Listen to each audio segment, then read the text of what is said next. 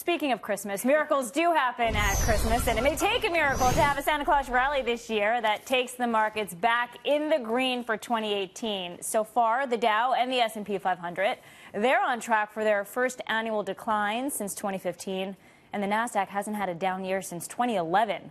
Let's bring in Melissa Armo of StockSwoosh.com and Gary B. Smith, Kadina Group President and Fox News contributor. Good morning, guys. Good morning. Good morning. Gary, will a miracle happen this Christmas? I would love a miracle to happen, Lauren. I don't see it. I mean, there's so much to worry about. You know, you guys have already hit on a couple things. We got the Fed meeting. We got the Mueller investigation. We got a government potential shutdown. I don't see where the good news is. And worst of all, Friday's close, which we closed right at or near the lows, broke, I think, some critical key support. Here's the psychology. I think big fund managers, pension managers are going to say, you know what, let's just sell, go flat for the year, you know, get rid of all our dogs. We'll regroup in 2019. That's why I don't see a rally.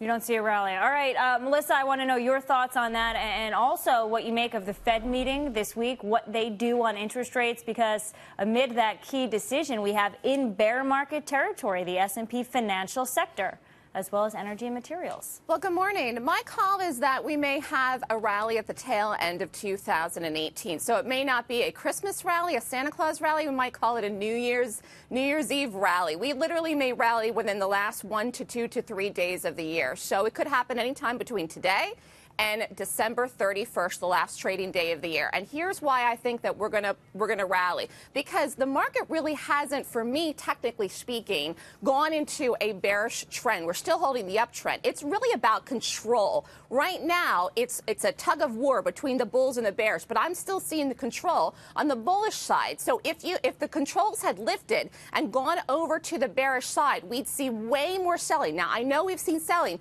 but when panic selling comes in, there's no turning back. There would be no question that we would be lower. And to me, we're still holding. That's a good point. But Gary, Lipper reporting that a record $46 billion was pulled from mutual funds and ETFs last week.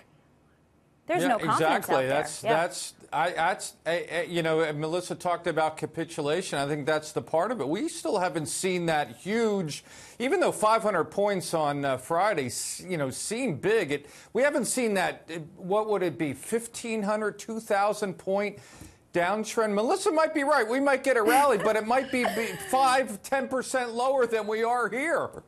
You know what was interesting, Melissa, about the 500-point drop for the Dow is that it happened when we were seeing signs of progress on trade and positive tweets by the president. And usually all of that will push stocks up, but it didn't do that on Friday. Has something changed in your view psychologically? Well, yeah, there's all this stuff going on about the investigations with Trump, and the market likes Trump. So the market isn't going to be happy about anything that even sniffs that Trump may be in legal troubles. And that's what you've seen really in the last week. And that's going to carry through into 2019, even if we have a rally. And again, we're not going to make new highs before the end of this year, but I do think the market holds the uptrend. And I think whenever this China problem gets resolved with the tariffs, which I believe Trump is going to try to do before the next presidential election, the market could have an amazing move higher. And I think that will take us to new highs, but I don't know when that will happen. Yeah, let's talk about some of the data that we're getting this week. In addition to the Fed decision on rates, we get November sales of pre-existing homes, durable goods orders, and third quarter trade data. What are you looking at particularly, Gary?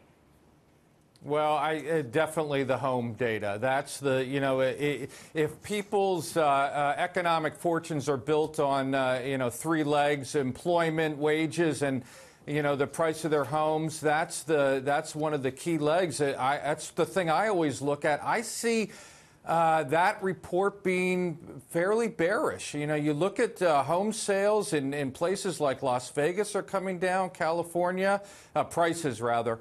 I just don't think there's going to be good news there. It's another thing that's going to weigh down the market. All right. Well, Gary and Melissa, I think the futures are kind of trying to find a balance between the two of you because we're basically hugging the flat line this Monday morning. Have a great day, guys. Thank you. Thank you. Thank you.